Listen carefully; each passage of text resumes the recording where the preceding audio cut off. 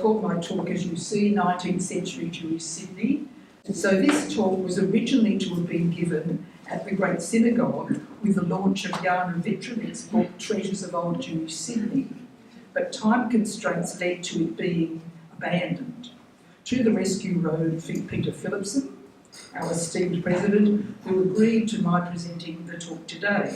But he asked me to expand it from a narrow focus on the York Street Shul and its 180th anniversary.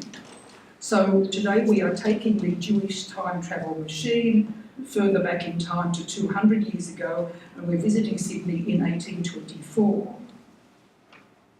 The information in my talk comes from my booklet and from which is in turn based on articles in the Australian Jewish Historical Society, as well as research by our late historians, Rabbi John Levi and Dr. George Bergman. Since then, Gary Luke has meticulously researched the early 19th century period in Sydney's Jewish history, and in 2017 produced an article called Forging the First Australian Kahila, which appeared in the journal. As we believe, and I think most of you know, the First Fleet brought out 8 or possibly 16 convicts who identified as Jewish, and also Rabbi Levi and George Bergman identified convicts as Jewish by the fact that they swore on the Old Testament if they need in court, and other factors that they regarded as identifying them as Jewish. Some of these convicts were to serve 7 years, some 14, and some were here for life. Many convicts actually returned to England after completing their sentences, but some stayed on and became stalwarts of the community, both the Jewish and the wider community. In the countryside, a lot of Jewish men, of course, because in those days men took the main jobs and the women just kept having children, men became mayors in various country towns. And I wrote an article in the journal about rural Jewish parts of Sydney, and I had a list of the number of people who were mayors. So they were interested in taking up civic responsibility. In order to keep sectarian issues out of communal life, orders had been given to Governor Phillip that only Anglican Christian worship would be officially accepted in the colony. And the Reverend Richard Johnson, who arrived with the First Fleet, only recognised children as legitimate if their parents were married in a Christian ceremony.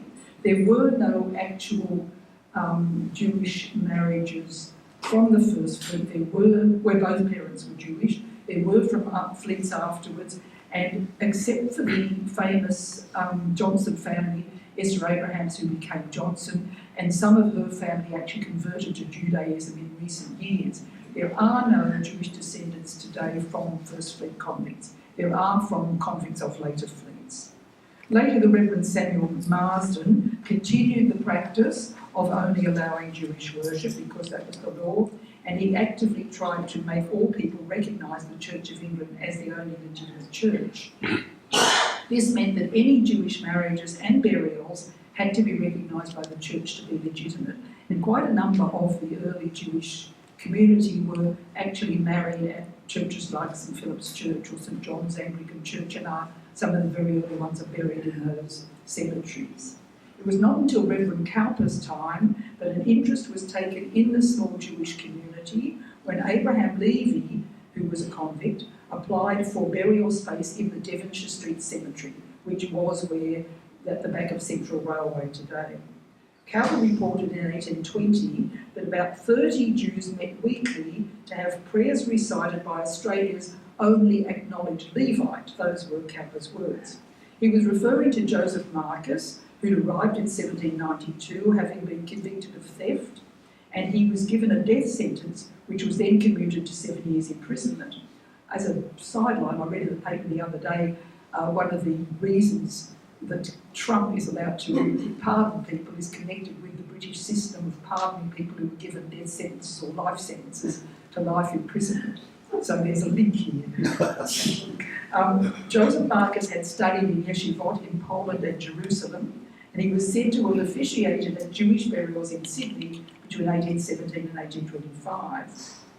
He was employed as a constable in 1806, and between 1807 and 1808 he was a servant to Simeon Lord, a wealthy entrepreneur and magistrate who had himself been a convict. So the pattern you might begin to see is that a lot of the convicts who served their sentence and then were pardoned actually became people within the community. There wasn't a stigma really in those days. You served your time and you went on to do other things within the community. The stigma came, and the Genealogical Society may or may not still find that. In the early days when I was with the Historical Society, you'd tell somebody you found a convict, they'd say, "Thank you, I don't want any more research done." Free settlers began to arrive in some numbers in 1828, the year Joseph Marcus died.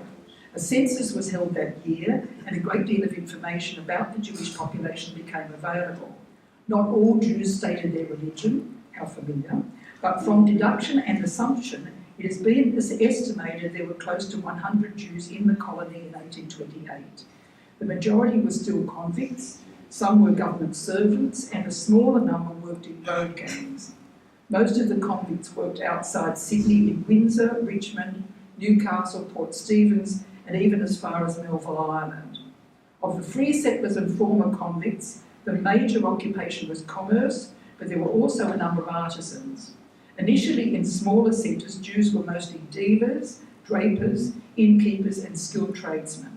In Sydney, they were concentrated around Wynyard Square area between Castlereagh and Sussex Streets, and they were labourers, servants, clerks and occasionally constables and dentists. Others lived in the George Street area between Market and Goulburn Streets, and others in George Street North near Argyle Street. One of the Jews in Sydney that year was Philip Joseph Cohen, and finally we get to picture. This is Philip Joseph Cohen in his perhaps middle age. He had a house in George Street near present-day Martin Place, and it was used as a meeting place for prayers. Cohen had authority, he'd come here with authority from the chief rabbi in London to perform marriages. And that same year, rooms in George Street were also rented by Joseph Barrow Montefiore, again the famous Montefiore name. He was obviously related to St Moses. And the home of one Vaban Solomon, that's a beard and a half. Vaban Solomon and his family were involved in land in Western Australia. They were very wealthy landowners as well. Vaban's house was on the corner of Bridge and George Street and was also used for worship. By the late 1820s, the mood was favourable to recognise worship by Catholics and Jews. In 1830, Passover services were held in the premises of Cohen and Spires in George Street. Of course, being Jewish, you had to have a breakaway group consisting of emancipists and old colonists. And they were led by Abraham Elias and James Simmons, who of course rented separate rooms for prayers from 1829 to 1830. Abraham Elias had arrived as a convict in 1814 and he served his time in Windsor. But by the 1830s, he was a publican in Sydney. Now, my argument is that a lot of Jews, they did become publicans, and my argument was Jews didn't drink much, so they didn't drink the profits. After an absolute pardon in 1842, James Simmons became a successful merchant, and he was the first Jewish alderman of the city of Sydney in 1848. In late 1830, this gentleman, Rabbi Aaron Levi, arrived from England to arrange a divorce between a convict in the colony and his wife who had remained in England, and he brought with him a Torah scroll for the community. With his arrival, the communal rift was healed and a proper community was formed. A house in George Street that had been built by James Simmons above a shop owned by Mr. Rowell was converted to a temporary synagogue for the new community, and it was called the Sydney Synagogue. In 1833, with 345 Jews in Sydney, a code of laws was drawn up for the new congregation, and Joseph Barrow Montefiore was elected president of the Sydney Synagogue. Abraham Elias was treasurer and George Moss was secretary. The name Bet Tefillah, House of Prayer, was given to this synagogue and also used when it moved to rented premises in Bridge Street.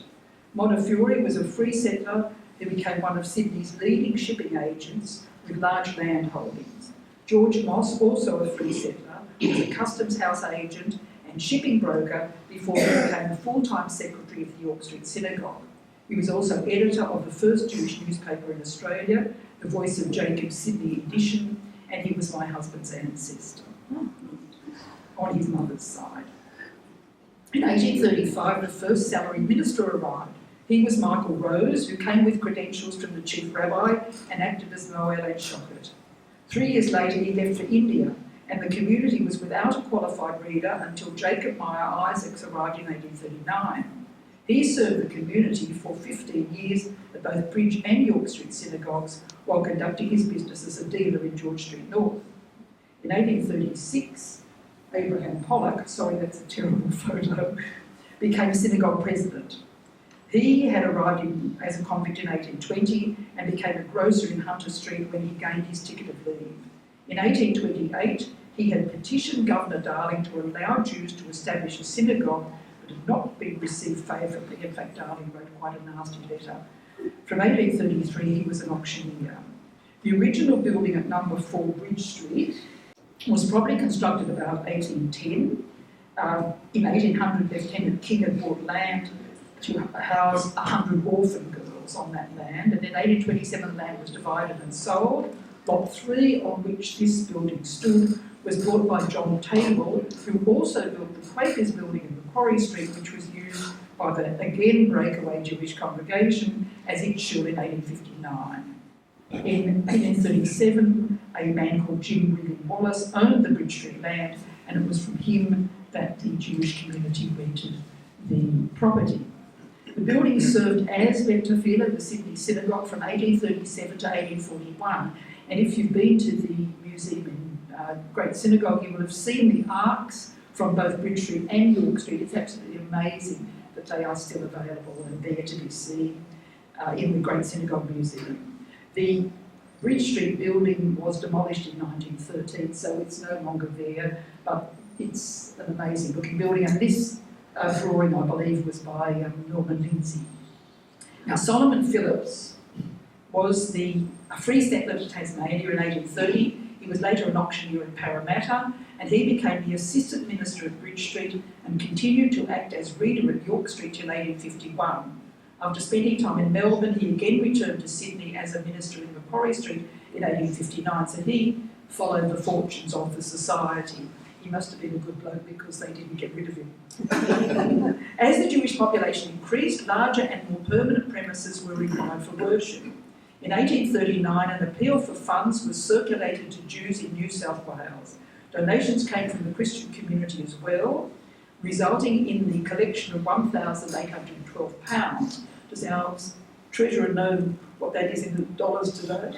Probably, $1 million. Between the vacating of the Bridge Street premises and the taking up of York Street, rooms in Lower George Street owned by Lewis Cohen and Joseph Simmons were used between 1841 and 1843. In the census of 1841, 856 persons were professing to be Jewish in the colony of New South Wales, which at that time included Brisbane in the north, Portland Bay in Port Phillip in the south, Norfolk Island to the east, and Bathurst in the west. So 856 people in that enormous area isn't huge. By 1846, the number was 1,086. Now, if you walk to the corner of York and Druitt Streets, it's outside 143 York Street in Sydney, across from the York Street building. This plaque is on the wall. It's at 143 York Street. It was put up by the Royal Australian Historical Society, and it says York Street Synagogue. The first permanent synagogue in Sydney was built on this site and consecrated on the 2nd of April 1844. It continued in use until 1877. The building was designed in the Egyptian style, popular at the time from recent discoveries of antiquities in Egypt and dear to the heart of Masonic followers. And it was the first purpose-built synagogue in Sydney. As you may or may not know, Jews are free to become Masons. I think only the Catholics are the ones who don't allow it. Both the York Street and the Launceston synagogues, which were in the Egyptian style, were very popular with the Jewish Masonic community, and they did follow the processions with the consecrations and buildings of the shuls. That's the actual site, 143 York Street. So if you've been to Tasmania, you might have seen these synagogues in Hobart and Launceston. Hobart was built in 1845, Launceston in 1846, and again it's wonderful that they are both still standing. So a building committee for York Street was organised, and Abraham Pollock became the chairman, Isaac Simmons, who was then the synagogue president, and treasurer was George Moss again.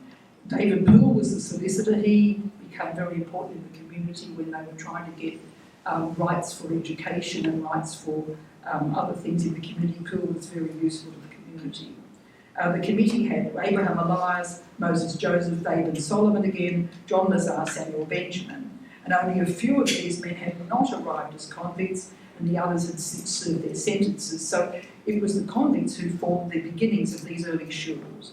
Moses Joseph, here is Moses with his wife.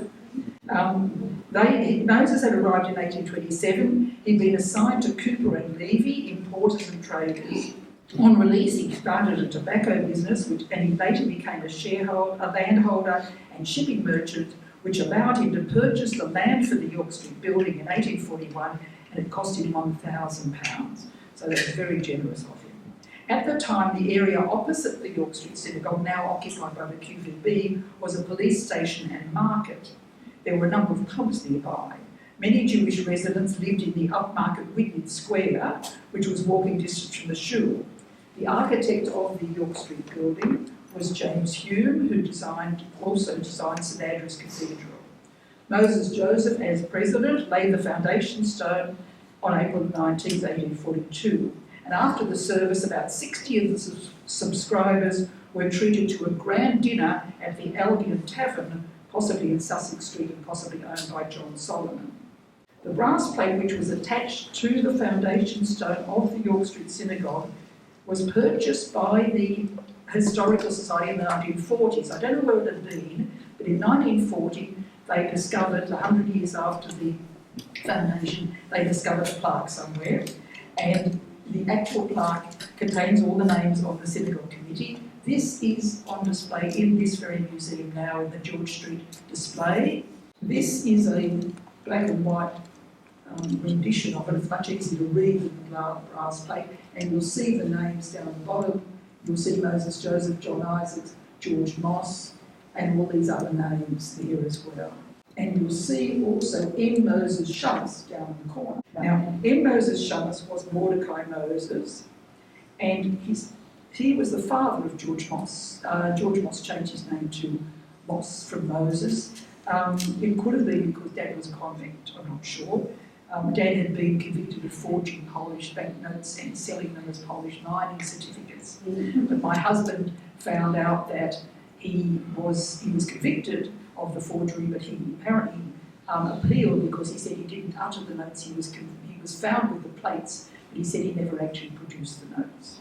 So we don't know about that. But Mordecai came out here, and George, as I said, George was a very important person in the community. Mordecai came out in 1836, and George had come as a free settler in 1831.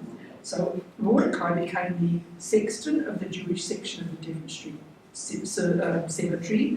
We think that was his, instead of being a servant to somebody, we believe that was sort of his punishment, if it were. And he became the Shamus of the synagogue until 1857.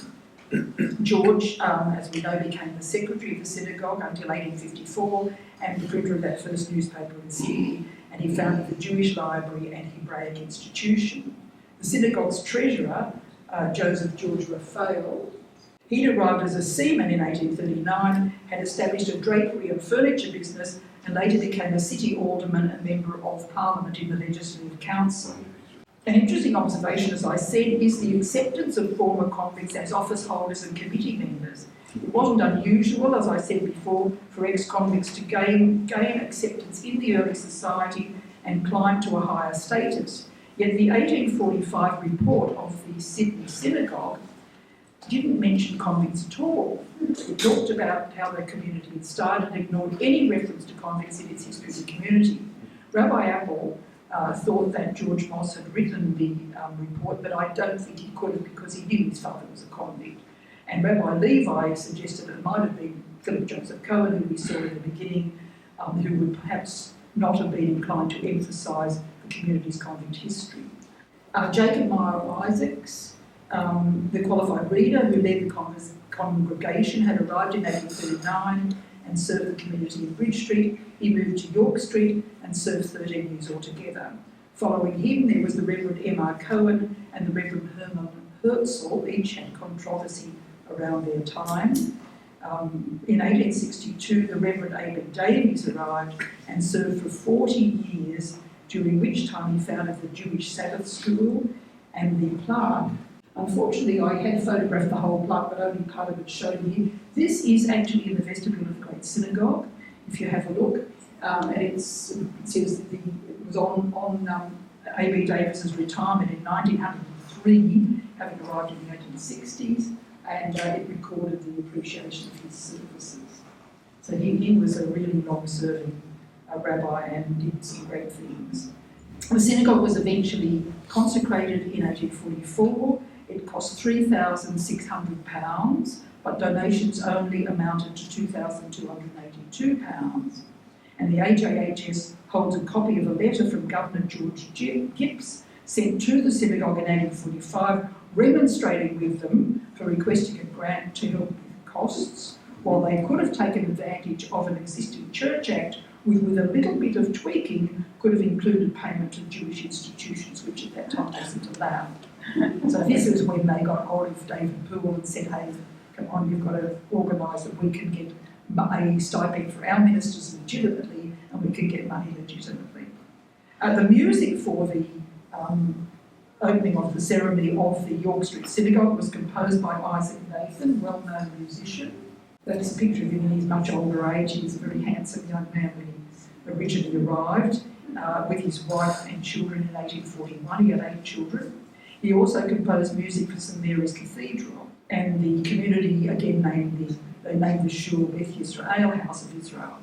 By 1848, when a gentleman called Joseph Fowles produced an illustrated book, Sydney, in 1848, he had drawings of all the different streets from which the York Street, the George Street model in the Sydney was created, because I had a picture in my first book of parts of Sydney in these days, and they did a beautiful replication of George Street and the Jewish businesses. So when Joseph Fowles produced the book, the town was a bustling metropolis. Busy markets, small businesses, schools, churches, synagogue, banks and elegant terrace houses. The Jewish residents, numbering just over 600, followed many different occupations. A number were connected with the theatre, others were auctioneers, jewellers and drapers, while many were publicans. There were Jewish police, solicitors, debtors, politicians, musicians and photographers. Photography was invented in the 1840s, and George Baron Goodman was one of the early Jewish photographers. With the discovery of gold in the 1850s, many new settlers arrived, and the Jewish population rose rapidly to nearly 1,000 in New South Wales. The German-born Jews were skilled tradesmen, storekeepers, hotel owners, bakers and caterers, as well as merchants. A great many new settlers, as well as established men, went to the goldfields, mostly as small shopkeepers, publicans and watchmakers. Some even ran stagecoaches to the diggings from nearby towns. Those in country towns such as Goulburn and Forbes prospered. But when the rush was over, many became insolvent and made their way back to the cities.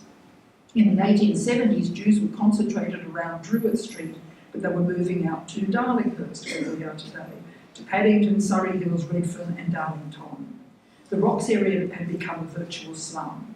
By the 1880s, they were moving out to Newtown and Glebe, and there were nearly 2,500 Jews in Sydney. By the 1870s, the York Street congregation had doubled in numbers, and Thomas Rowe, the architect of the Great Synagogue, was commissioned to draw up plans to renovate York Street and redesign the Ladies' Gallery. The plans are held by the Historical Society. However, the expansion was never done, and the renovation wasn't carried out. The land next door was unable to be purchased for expansion, and finally the synagogue and its land was sold for £6,500 to the Industrial Permanent Building Society, and the premises were vacated in October 1877. Back in 1859, a religious controversy had erupted over a decision made by the Reverend M.R. Cohen of York Street concerning the circumcision of the nephew of the well-known community member Philip Joseph Cohen.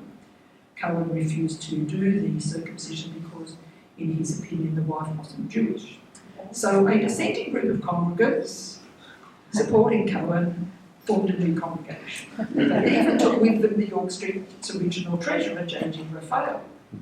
The inaugural meeting took place in the offices of David Cohen and Company in Spring Street in Sydney. The building was known as the Tabernacle and had been a Quaker meeting house. It stood next to Burdekin House in a pleasant residential area in Macquarie Street, but it was much smaller than the York Street building. It was consecrated in September 1849 and called Sukkot David. Whether it was after David Cohen, I don't know, but that's what it was called, David's Tabernacle. In 1863, David Cohen and Company purchased the building for the congregation and rented it back to them. The first minister employed in 1859 was Reverend Emmanuel Myers, who stayed unfortunately only a few weeks, and good old Solomon Phillips was then appointed and remained till 1874. Reverend I.M. Goldrick from Melbourne followed in 1874, and he stayed till 1876, but he returned to Ballarat the next year. The president for many years was Lewis Wolfe Levy, and Raphael was the treasurer. Levy had married in Sydney in 1840 but moved to Maitland from 1854 to 62. He was a great philanthropist and a member of the Legislative Council. After his death, his family presented a fountain to the people of Sydney. The fountain is still standing in the Botanical Gardens today. It's not far from the gates on Art Gallery Road. There were various problems between the two congregations from time to time, but an argument over the cemetery led to court proceedings. When the government decided to use Haslam's Creek, now Rockwood, as the general cemetery in 1863, they requested the Jewish cemetery to provide trustees for their section, the Jewish community, but the two congregations couldn't agree on the trustees for a joint area. So from 1864 to 66, much discussion took place over land for the Macquarie Street's congregation. And finally, L.W. Levy and J.G. Raphael agreed to share the cost of purchasing a separate plot of land. And it was 4.5 acres at Haslam's Creek, bought by them in June 1867 and later referred to as Raphael's Ground. And there's a whole story about Raphael's Ground, but just briefly, eventually the tombstones were taken from Raphael's Ground and put in a particular section of the cemetery in Rookwood, and you can see there's a section saying these were from there. And the Historical Society, while I was there, with the help of a number of people, including Miriam Solomon, we organised that the Auburn Council would put up a sign, because Raphael's Ground is now, there's a park there, and there's a sign to say that it had been a Jewish cemetery. In mid-1869, they made alterations to the Macquarie Street Synagogue. Much discussion took place in 1872 for exterior alterations. Many ambitious schemes were put forward, and again those architectural plans are held by the Historical Society. There were financial problems, resignations of board members, and the minister, D.H. Harris, was appointed as reader in the last year of the synagogue's existence. By this time, relations with York Street had improved, and A.B. Davis made moves to reunite the two congregations in 1875. In February 1877, the Macquarie congregation voted to close, but Peter, this sounds very familiar, they allowed the York Street congregation to share the premises for the last few months of 1877. In 1878, the building was sold to Sidney Burdekin, who of course owned Burdekin House. And Burdekin House, by the way, is what had been next to St Stephen's Church. If you know where St Stephen's Church is in Macquarie Street, Burdekin House was there, and the Macquarie Street Synagogue was next door. So eventually the building was demolished and the land was used for extensions to Burdekin House. In March 1871, a meeting was held at York Street to discuss buying land available in Elizabeth Street for a new synagogue. It was suggested the meeting be held of the two synagogues to unite in purchasing the land for a synagogue to serve the whole community. And John Solomon, I think he was the same man who possibly organised the party with the dinner after the synagogue's opening. He was a builder. He bought the land at auction in Elizabeth Street. He held it until the congregation could raise sufficient funds, and it was proposed to build both a synagogue and educational facilities for the less wealthy members of the congregation. The money was to be raised by the sale of land already belonging to the Jewish community in Kent Street, which had been granted for a Jewish school but was never used. So the property in Elizabeth Street had been originally granted to a man called Thomas Taylor the Elder as remuneration for school teaching, so that was good. They were putting classrooms on that site as well. They began building the Great Synagogue in 1874. The architect chosen was Thomas Rowe. The synagogue was to be based on the design of the Central Synagogue in Great Portland Street, London, and Solomon, who purchased the land, also submitted a design. The community needed to raise additional funds for the building. On the 14th of December 1875, a huge bazaar was held in a large pavilion next to the post office in George Street.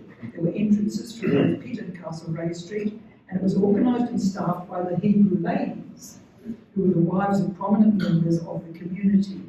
The pavilion they put up would hold 1,500 people. It consisted of 7 stalls, one of which was 24 metres long and operated by Mrs. Hoffman. Fancy and imported goods were sold at the bazaar. It was open for 6 days and 7 nights, from 2 p.m. to 10 p.m, and it was based on the Liverpool Bazaar in England, and it was actually reported in local and overseas newspapers. It was attended by Jews and non-Jews alike. It was a phenomenal success, raising nearly £5,000. I believe that's close to $1 million today.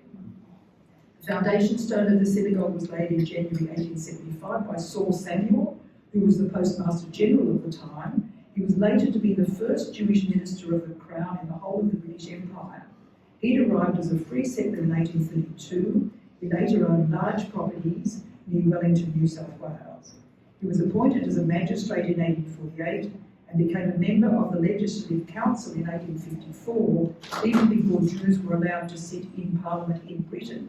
There had to be a special law passed in 1858 to allow Jews in Parliament in Britain, and we already had them here. So one up for us. The consecration ceremony for the Great Synagogue took place in March 1878, with the final cost of the building reaching nearly £23,125. The Castlereagh Street part of the building housed a schoolroom in-house, still schoolrooms perhaps, but it's certainly got the sort of there now. The synagogue itself had a raked floor for better viewing. The seats were of cedar with hue and pine inserts, and the interior design was described as Moorish in detail. It was similar to contemporary synagogues in Europe and America. It retained the name Beth Yisrael and has continued to be this day a worthy successor of the first synagogue built in New South Wales. And you'll be glad to know I'm coming to the end. The first 100 years of Jewish life in Sydney were very different from the second 100. Sydney Jewry began with a handful of convicts, and as I said, they were able to develop successful businesses after they served their sentences and became respected members of the community. Some became wealthy merchants and landowners. Most of the early Jewish settlers had large families, and despite a high level of infant mortality, many survived to adulthood. The majority of the first settlers came from an Anglo-Jewish background. Those who migrated from Europe, especially Holland or Poland, brought their Sephardi or Ashkenazi traditions with them. And they usually had spent, some of them had spent some time in England and had absorbed English manners, thus becoming more anglicised before they settled in Australia. The non-Jewish community in Sydney singled them out, or singled the Jews out as Hebrews or being of the Mosaic tradition or sons of Israel. But the Jews were very loyal citizens, identifying with their non-Jewish neighbours in dress and style, and the local newspapers reported on services in the synagogue and sermons by Rabbi Davis as well. And by 1878, the community was well respected. With the gold rushes in 1850, you had a lot of European Jews arriving, especially from Germany, and at that time, Anglo-Jews only constituted 50% of the Australian Jewish population after 1861. In the main, the community leadership continued to identify with English ways and manners, modified by Australian adaptations, although there were few foreign-born leaders and ministers. In the late 1860s, the community was further diversified by the arrival of Jews from Poland and Russia seeking refuge, the late 1880s, seeking refuge from pogroms, and the Australian Jewish community began to change, although Jews from Britain and Germany were still migrating in large numbers. But many of the new arrivals felt uncomfortable with the Anglo-Jewish synagogue services and began to form their own minyanim in Druitt Street and George Street and later Newtown. In 1901, the year of Federation, there were just over 5,000 Jews in Sydney. And thus the pattern for the second 100 years was set, the Jewish community no longer exclusively English-based, more strongly European.